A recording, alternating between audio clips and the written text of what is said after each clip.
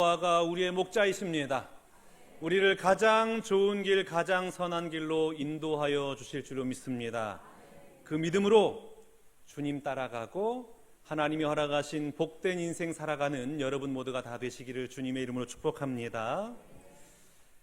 눈 깜빡이는 시인이라는 미즈노 겐조라는 분이 계시는데, 이분이 초등학교 4학년 때 뇌성마비를 앓고 전신마비 장애인이 되었습니다. 신체 중에 자신의 의지대로 움직일 수 있는 곳은 오직 눈뿐이었죠. 그래서 슬퍼도 눈물을 닦을 수가 없고 죽고 싶어도 죽을 수가 없는 그런 아주 비참한 삶을 살아가는 그런 사람이었습니다.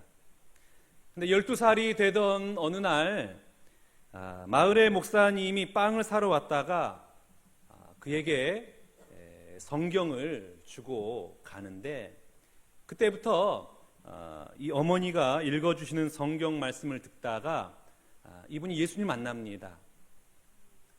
예수님 나를 사랑하셨구나. 그 십자가가 나를 구원하기 위한 십자가였구나. 그리고 구원의 감격을 가지고 내가 살아가야 할 이유를 발견하게 된 거예요.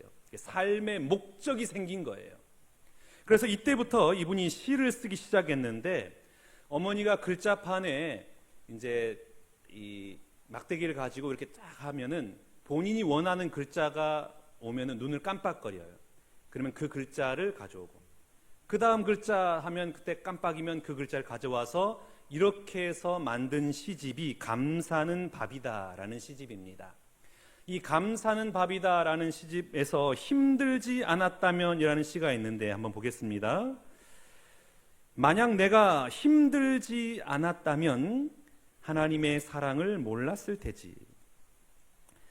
만약 많은 형제 자매가 힘들지 않았다면 하나님의 사랑을 전하지 못했겠지. 만약 주 되신 예수님이 고난받지 않으셨다면 하나님의 사랑을 나타낼 수 없으셨겠지. 고난과 아픔과 고통이 있었기 때문에 하나님을 만나고 하나님의 사랑을 체험할 수 있었다라는 것이죠. 오늘 힘든 상황 가운데 있는 분들 계십니까? 그 모든 고난을 통하여 하나님 만나시기를 축복합니다. 그 넘어짐의 자리, 죽음의 자리, 울분의 자리, 고통의 자리에서 마냥 힘들어하고 아파하고 한탄하고 원망하고 비난할 것이 아니라 그 사건과 그 사람과 그 환경을 허락하신 하나님 바라보며 믿음으로 살아내는 여러분 되시기를 주님의 이름으로 축복합니다. 우리가 계속해서 여호수아 말씀을 묵상을 하고 있습니다. 여호수아는 가나안 정복 전쟁을 기록하고 있는데, 사진을 보면 출애굽한 이스라엘이 가나안에 이르기까지 이동 경로를 보여주고 있습니다. 애굽에서 나와서 홍해를 건너고 여기저기 계속 돌고 돌다가 이제 가나안 땅에 들어가게 된 것이죠. 자, 그리고 그 다음 사진을 보면 가나안 정복 전쟁은 크게 세 부류로 나눌 수가 있습니다.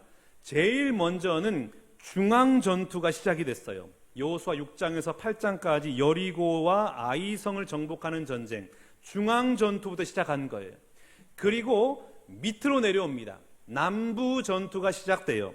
여기에서는 기브아 사건, 그리고 기브온 사건과 기브아 5 부족을 정복한 전쟁이 이제 9장에서 10장까지 기록되어 있고, 그리고 마지막에 위로 올라가서 북부 전투를 치릅니다. 여호수아 11장과 12장에 기록된 하솔과의 전쟁을 기록을 하고 있습니다. 이렇게 가나안 정복 전쟁은 크게 세 부로 나눠요. 중앙 전투, 남부 전투, 북부 전투. 오늘 본문 말씀 보면 가나안 북부 지역의 맹주였던 하솔 왕 야빈이 북부 동맹군을 결성을 해서 이스라엘과 싸우기 위해 메론 물가로 진을 칩니다. 근데 그 군대 규모가 어느 정도 되냐면 4절 말씀 보겠습니다. 그들이 그 모든 군대를 거느리고 나왔으니 백성이 많아 해변에 수많은 모래 같고 말과 병거도 심히 많았더라. 해변에 모래알과 같은 많은 대군이었습니다. 유대 역사가인 요세푸스는 당시 하솔이 거느린 연합군이 보병이 30만, 기병이 1만, 병거가 2만이었더라. 이렇게 기록을 하고 있습니다. 그러니까 이스라엘이 지금껏 대적했던 그 많은 사람들보다, 그 어떠한 대적들보다 훨씬 더 숫자적으로나 군사적으로나 가장 크고 가장 강한 적수를 만난 것입니다. 여러분, 가나안 전쟁의 특징이 있어요. 그 특징이 무엇이냐면 가면 갈수록 강한 적들을 만난다라는 것입니다. 동맹군들의 숫자도 많아지고 그 군사력도 강해지는 거예요. 처음에는 성 하나만 정복하면 됐어요. 그런데 그 다음에는 여러 부족들이 동맹군을 결성을 해요. 힘든 싸움이에요. 그런데 오늘 어떻게 그 숫자가 늘어납니까?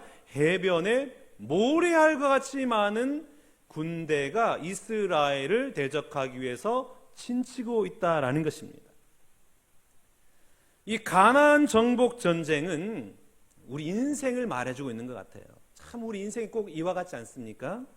이제 더 이상 고난은 없으려니 했는데 더 큰 고난이 나를 기다리고 있고, 하나의 문제를 해결하면 또 다른 더 큰 문제가 닥쳐오는 것이 우리 인생이지 않습니까? 참 우리 인생은 전쟁이 없을 때가 없어요. 전쟁이 올 수밖에 없습니다. 그것도 점점 더 치열해지는 전쟁이 우리를 다가옵니다. 그렇기 때문에 여러분, 결혼도 취업도 자녀 양육도 사업도 어떻게 되겠지? 이러면 실패하는 거예요. 더 큰 전쟁이 기다리고 있다는 말이에요. 어떻게 될 대로 되겠지? 그러면 결국에는 사탄의 밥이 됩니다. 넘어져요. 실족해요. 그렇기 때문에 이 계속되는 인생의 전쟁 속에서 최후까지 승리하기 위해서는 우리가 반드시 붙들어야 할 것이 있습니다. 반드시 붙들어야 할 것들을 꼭 붙들며 나아가야 되는데, 반드시 붙들어야 될 것 첫 번째가 무엇이냐면 매일 하나님의 말씀으로 무장하는 것입니다. 6절 말씀 보겠습니다. 여호와께서 여호수아에게 이르시되 그들로 말미암아 두려워하지 말라. 내일 이맘때에 내가 그들을 이스라엘 앞에 넘겨주어 몰살시키리니 너는 그들의 말 뒷발에 힘줄을 끊고 그들의 병거를 불사르라 하시니라. 해변에 모래알같이 많은 대군을 맞이하고 있는 이스라엘에게 우리 하나님이 뭐라고 말씀하시냐면 두려워하지 말라. 연합군을 두려워하지 말라. 그들은 점령해야 할 대상이지 두렵워하고 무서워할 대상이 아니다라고 말씀하십니다. 우리 하나님은 절망의 순간에 항상 찾아오셔서 두려워하지 말라라고 말씀하세요. 자, 보면은 요단강을 건너올 때도 두려워하지 말아라. 가나안 남부 5 동맹군을 정복하기 전에도 두려워하지 말아라. 오늘도 두려워하지 말아라. 동일한 말씀을 주세요.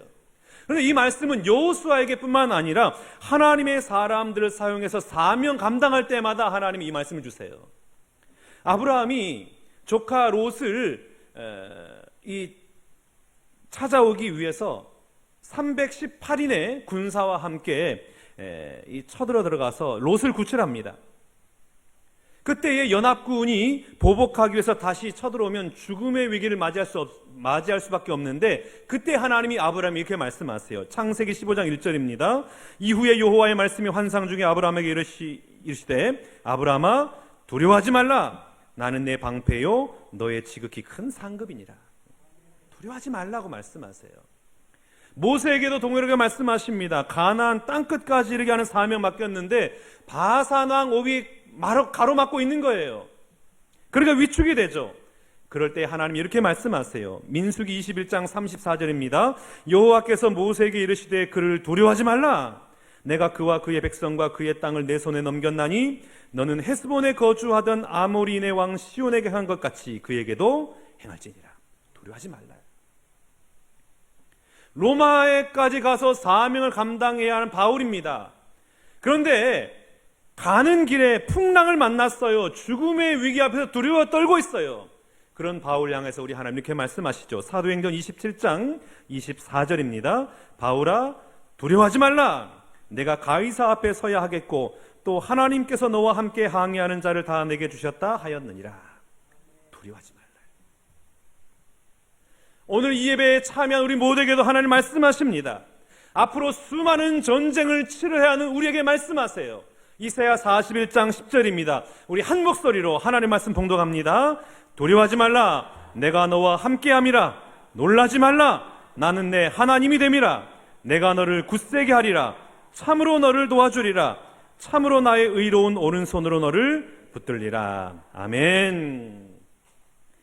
사랑하는 여러분, 전쟁을 치러야 하는 그 현실 앞에서 압도되고 주눅 들어있는 우리를 향하여 하나님이 끊임없이 말씀하세요.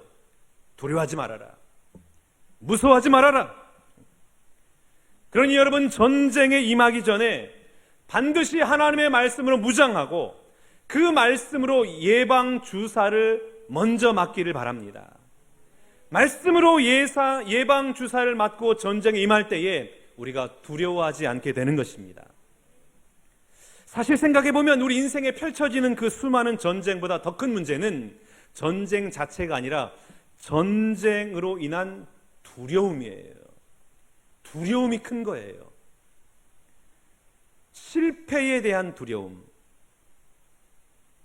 상대방에게 거부당할지 모른다는 두려움, 미래가 어떻게 펼쳐질지 모르는 그 불확실성에 대한 두려움, 이런 사건을 해서 내가 사람들에게 조롱거리가 될 거라는 막연한 두려움, 이 두려움이 사실은 가장 큰 문제입니다. 그래서 사탄은 이 두려움을 이용해요. 우리로 움츠러들게 하고 이 두려움으로 도전을 못하게 막습니다. 수많은 전문가들이 말하기를 사업의 번성을 저해하고 수많은 예술과 문학의 탄생을 가로막아 온 것은 작은 부족이 아니고 낮은 교육 수준이 아니고 정부의 검열 때문이 아니라 바로 공포 때문이다 라고 진단을 합니다. 공포가, 두려움이, 불안감이 새로운 미래를 도전하는 것을 가로막았다라는 것입니다. 우리 하나님은 내가 감당하지 못할 시험은 허락한 적이 없다고 말씀하십니다. 그런데 막상 나에게 시험이 찾아오고 고난이 찾아오면 대책이 서지 않고 두려워할 때가 얼마나 많이 있습니까? 그때마다 낙심하고 절망하고 두려워할 것이 아니라 나에게 찾아와서 위로하고 힘주시는 그 하나님의 말씀을 펼치시기를 주님의 이름으로 축복합니다. 오늘 여러분이 두려워하는 원인과 대상은 무엇이 있습니까? 두려운 환경 속에서도 매일 하나님의 말씀 묵상하고 힘을 얻고 승리를 확신하고 이 땅을 살아가고 있습니까? 오늘 하나님께서 우리를 향하여 두려워하지 말라라고 말씀하신 이유는 내가 책임져 주시겠다라는 말씀입니다. 그러니 여러분, 오늘 내가 하나님 편에만 서 있으면 어떤 순간에도 하나님의 말씀으로 승리를 약속받을 수가 있는 거예요. 그러므로 여러분, 날마다 눈을 뜨고 말씀으로 무장하시기 바랍니다. 무장 중에 최고의 무장은 영적 무장이에요. 말씀으로 무장하는 거예요. 매일매일 이 큐티 말씀을 가지고 무장하여 최후까지 승리를 맛보는 저와 여러분 모두가 다 되시기를 주님의 이름으로 축복합니다. 자, 두 번째, 끝까지 순종하는 겁니다. 우리 6절 말씀을 다시 한번 보겠습니다. 내일 이맘때에 내가 그들을 이스라엘 앞에 넘겨주어 몰살시키리니 너는 그들의 말 뒷발에 힘줄을 끊고 그들의 병거를 불사르라 하시니라. 하나님께서 적들을 몰살시켜 주시겠다라고 약속하시면서 다만 그들과 싸워 이기면 어떻게 하라고 말씀하세요? 말 뒷발에 힘줄을 끊으래요. 말의 아킬레스건을 끊으래요. 아킬레스건이 끊기면 어떻게 돼요? 말은 뛰질 못해요. 전쟁에서 무용지물이 됩니다. 말로서의 그 역할은 끝난 거예요. 그리고 병거를 다 불살라 버려라. 한번 생각해 보십시오. 여러분, 너무 아깝지 않아요? 그렇게 힘들게 어렵게 싸워서 이겼어요. 말을 취했어요. 병거가 우리 손 안에 들어왔어요. 그러면 그 말과 병거를 이용해서 그 다음 전쟁을 얼마든지 수월하게 진행할 수가 있는데 하나님은 그 말과 병거를 다 태워버리라는 거예요. 이해가 되지 않는 것이죠. 왜 하나님은 나에게 유익한 말을 그리고 병거를 태워버리라 라고 말씀하셨을까요? 세상의 싸움은 숫자 싸움입니다. 누가 더 많은가? 누가 더 큰가? 누가 더 높은가? 이 싸움을 하는 거예요. 이 싸움에서 이기는 것은 오로지 내가 상대방보다 크고 상대방보다 높아지는 것에 달려 있어요. 더 많은 것이 이기고 더 높아지는 것이 이기는 것, 이게 바로 세상의 싸움이고 세상의 사고방식입니다. 그래서 교회에서도 이런 가치를 가지고 살아가는 분들이 많아요. 내가 높아지려고 하고 내가 커지려고 하고 내가 인정받으려고 하고 그러면 내가 승리한다고 믿고 있는 거예요. 그건 세상의 가치예요. 세상의 사고방식입니다. 가나안이 이 사고방식을 가지고 이스라엘과 전쟁하기 위해서 메론 물가에 진을 치고 있는 거예요. 해변에 모래알처럼 많은 군대를 동원해가지고 봐라, 누가 많고 누가 더 크냐, 우리 한번 상대해보자. 우리가 더 많고 우리가 더 크니까 이 싸움은 우리가 이긴 싸움이다. 그런데 하나님은 그렇게 말씀하지 않으세요. 하나님은 가나안을 전멸시키고 병거를 불사르고 말의 힘줄을 끊어버리라고 말씀하시는 그 이유가 뭐냐면, 내 싸움은, 하나님이 허락하신 싸움은 힘의 싸움이 아니다, 숫자 싸움이 아님을 하나님 말씀하고 있는 거예요. 우리가 읽지 않았지만 20절 말씀 봐보겠습니다. 그들의 마음이 완악하여 이스라엘을 대적하러 싸우러 온 것은 여호와께서 그리하게 하신 것이라. 그들을 진멸하여 바치게 하여 은혜를 입지 못하게 하시고 여호와께서 모세에게 명령하신 대로 그들을 멸하려 하심이었더라.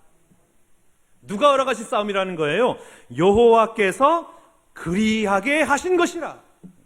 이 싸움은 하나님이 허락하신 싸움이라는 거예요. 여러분, 가나안 전쟁뿐만 아니라 우리 인생 앞에 펼쳐지는 그 수많은 대부분의 싸움은 누가 허락하신 거예요? 하나님이 허락하신 거예요. 여호와께서 그리하게 하신 것이라.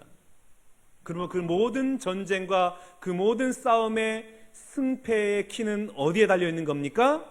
내가 얼마나 전략을 치밀하게 짜고 있느냐, 나의 군사가 얼마나 많고 적냐, 여기에 달려있지 않아요. 이 싸움의 승패는 오늘 내가 하나님의 말씀 앞에 순종하느냐 불순종하느냐에 달려있는 것입니다. 가나안 정복 전쟁은 모든 전쟁이 다 이것을 말하고 있어요. 상대방이 얼마나 크냐, 이건 중요하지 않아요. 내가 얼마나 준비되었느냐, 이거 중요하지 않아요. 내가 얼마나 좋은 무기를 가지고 있었느냐, 이건 아무런 의미가 없습니다. 가나안 정복 전쟁에서 끊임없이 말씀하시는 하나님 뜻이 무엇이냐면, 너 하나님의 말씀 앞에 순종할 수 있겠느냐, 여기 있어요. 도무지 말도 안 되는 말씀 앞에서도 너는 순종할 수 있겠느냐, 네가 받아들이지 못하는 그 말씀이라 할지라도 너는 과연 그 말씀 앞에 아멘하며 순종할 수 있겠느냐, 이건 묻고 있는 것입니다. 요단강을 건널 때에도, 여리고성을 무너뜨릴 때에도, 아이성과 싸움할 때에도 동일한 이 잣대가 적용되는 거예요.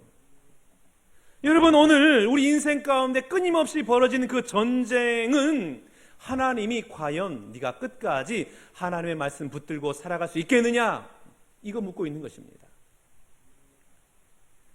우리 인생에 끊임없이 전쟁이 일어나는 이유는 우리를 거룩하게 하시려는, 세상의 것을 하나둘 끊어버리시려는 하나님의 이끄심이에요. 내가 얼마나 크냐, 내가 얼마나 능력이 있느냐, 내가 얼마나 괜찮은 사람이냐, 이것 입증하는 것이 아니라 내가 그 모든 전쟁 앞에서 얼마나 하나님의 이끄심을 인정하고 있느냐, 이것 하나님이 보기 원하십니다. 우리는 엄청난 적이 눈앞에 보이면은 주눅이 들죠. 그래서 하나님 앞에 이렇게 기도합니다. 하나님, 이기게만 해주신다면 제 모든 것을 걸고 하나님의 영광만을 나타내겠습니다. 이렇게 기도해서 막상 이기고 나면 이 적들의 말이 눈에 보이고 병거가 눈에 보이는 거예요. 저것도 괜찮아 보이는데, 하나님 이 육신의 질병에서 고쳐주시기만 한다면 일평생 제가 겸손하게 하나님 섬기며 하나님의 일을 감당하겠습니다. 이렇게 기도해서 병에서 고침을 받았어요. 그런데 나를 다시 부요하게 하고 있는 그 자리에 내가 들어가고 있는 것을 내가 발견한단 말이에요. 자녀의 구원을 위해서 애통하고 기도했어요. 그래서 자녀가 구원을 얻었어요. 하나님은 예배하는 자리에 있어요. 그런데 예배하면서 시험에 실패해요. 시험에 떨어져요. 그러면 너는 도대체 누굴 닮아서 그 모양이냐? 뭐 하나라도 잘하는 것이 없는 것이 이게 정상이냐? 나무라고 분노를 표출해요. 요즘처럼 취업이 어려운 시절에 취직시켜 줄 테니 주일에도 나와서 일하라 하면 묻지도 따지지도 않고 아멘해요. 순종하는 거예요. 이게 하나님의 여기서 아멘하면 안 되는데 어떻게 하죠? 배우자를 구할 때에도 믿음만 본대요. 저는 믿음만 좋으면 됩니다. 그런데 막상 따져보니까 학벌도 좋아야 돼요. 용모도 괜찮아야 돼요. 재력도 있어야 돼요. 집안도 괜찮아야 돼요. 다 따지고 있더란 말이에요. 나도 모르는 사이에 취하려고 하는 것이 너무나 많아요. 여러분, 환경 앞에 장사 없습니다. 우리가 얼마나 간사한 존재인지 몰라요. 조그만 것 그거 얻게 되면은 그것 붙들고 그것 생색내고 이것 자랑하고 이것 빼앗기지 않으려고 온갖 발버둥을 치면서 인생을 허비할 때가 너무나 많이 있습니다. 거기에는 하나님이 없어요. 하나님은 언제 필요합니까? 내가 아플 때 필요해요. 하나님은 내가 실패할 때 필요해요. 하나님은 내 가정이 붕괴될 때 필요해요. 하나님은 내가 도무지 수습할 수 없는 사건이 여기저기 일어날 때 그때만 필요한 거예요. 그러니까 그런 나를 너무나 잘 알고 계신 하나님께서 내 인생에 뭘 허락하신 거예요? 전쟁 허락하신 거예요. 왜 전쟁 허락하십니까? 무엇을 위해서요? 그것 통해서 하나님 붙들라고요. 그것 통해서 하나님께로 돌아오라고. 그것 통해서 하나님께 엎드리라고. 그것 통해서 하나님이 내 인생의 주인이심을 고백하라고 하나님이 우리 인생의 전쟁을 허락하신 것입니다. 그래서 주님이 말과 병거를 불태우라 말씀하시는 거예요. 하나님 아닌 다른 것에 마음을 빼앗겨가지고 그것 의지하고 그것 섬기고 그것을 목적 삼아서 살아갈 확률이 너무나도 극명하기 때문에, 너무나도 분명하기 때문에 하나님이 그 말과 병거 아예 태워버려라. 여러분, 우리 가운데 겸손한 사람은 단 한 명도 없습니다. 겸손한 척하는 사람은 있을지 몰라요. 그런데 겸손한 사람은 없어요. 겸손한 사람은 없고 겸손한 환경만 있는 것입니다. 겸손한 환경 때문에 내가 겸손해지는 거예요. 그래서 하나님이 우리를 겸손케 하시는 겁니다. 겸손한 환경 허락하셔서 나로 겸손케 하고 하나님 앞에 엎드리게 하고 하나님 붙들게 하고 하나님 내 인생의 주인이심을 고백하게 하시기 위해서 겸손한 환경을 우리 가운데 허락하시는 거예요. 여호수아가 어떻게 합니까? 한번 봐볼까요? 9절 말씀입니다. 여호수아가 여호와께서 자기에게 명령하신 대로 행하여 그들의 말 뒷발에 힘줄을 끊고 그들의 병거를 불로 살랐더라. 말씀에 순종해서 말과 병거를 불살라요. 여호수아가 몰랐을까요? 말과 병거가 얼마나 전쟁에서 요긴하게 쓰인지 몰랐을까요? 알았단 말이에요. 이거는 정말 바보 같은 일인 것을 너무나 잘 알고 있었습니다. 그런데 아무런 이의를 달지 않고 말씀대로 불사릅니다. 이익이 되지 않아도 미련하게 보여도 말씀 앞에 순종한 거예요. 하나님, 저는 하나님밖에 없습니다. 내가 더 이상 다른 것 의지하지 않겠습니다. 하나님만 바라보며 하나님의 말씀만 붙들겠습니다. 결단하고 불태워버린 것입니다. 오늘 예배하는 여러분 가운데 불태워야 할 말과 병거가 무엇입니까? 그거 다 태워버리고 하나님만 바라보고 하나님께만 집중하고 주의 말씀 꼭 붙들며 이 땅을 살아가는 여러분 되시기를 축복합니다. 그렇게 살아가니까 여호수아가 빈 털터리가 됐나요? 그 손에 주어진 게 아무것도 없었나요? 우리 13절과 14절 말씀 한번 봐보겠습니다. 여호수아가 하솔만 불살랐고 산 위에 세운 성읍들은 이스라엘이 불사르지 아니하였으며 이 성읍들의 모든 재물과 가축은 이스라엘 자손들이 탈취하고 모든 사람은 칼날로 쳐서 멸하여 호흡 있는 자는 하나도 남기지 아니하였더라. 하솔만 불태운 걸. 그랬더니 산 위에 있는 성읍들, 산 위에 있는 그 성읍 안에 있는 모든 재물과 가축들은 이스라엘이 취하게 됐던 것입니다.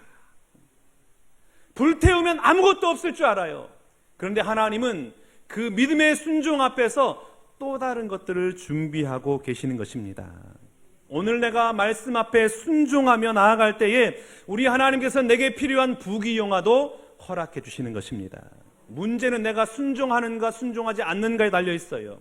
내가 순종하고 순종하지 않는 것에 의해서 모든 것을 주실 수도 있고 안 주실 수도 있는 것입니다.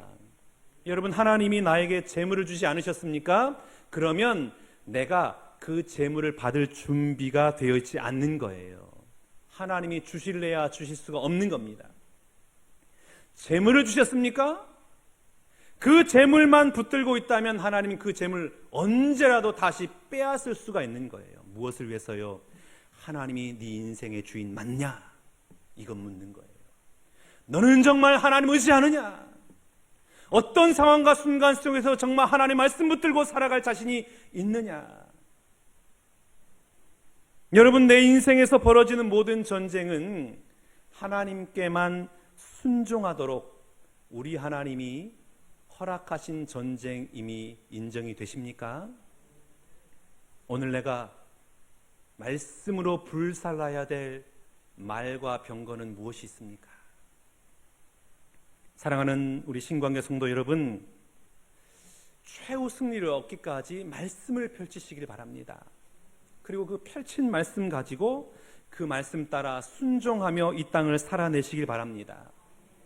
이성에 이해되지 않는 말씀이라 할지라도, 나에게 이익이 되지 않는 명령이라 할지라도, 시대에 뒤떨어진 명령일지라도, 미래가 보장되지 않을 듯한 명령일지라도, 다른 사람들이 볼 때 바보처럼 보이는 명령이라 할지라도 그 말씀 철저히 붙들고 순종하며 살아가시길 바랍니다. 그러면 우리 하나님께서는 최후 승리를 보장하시고, 그리고 나에게 필요한 부귀영화도 덤으로 허락해 주실 줄로 믿습니다. 이 한 주간도 이 놀라운 은혜가 여러분의 삶의 현장마다 임하시기를 주님의 이름으로 축원합니다.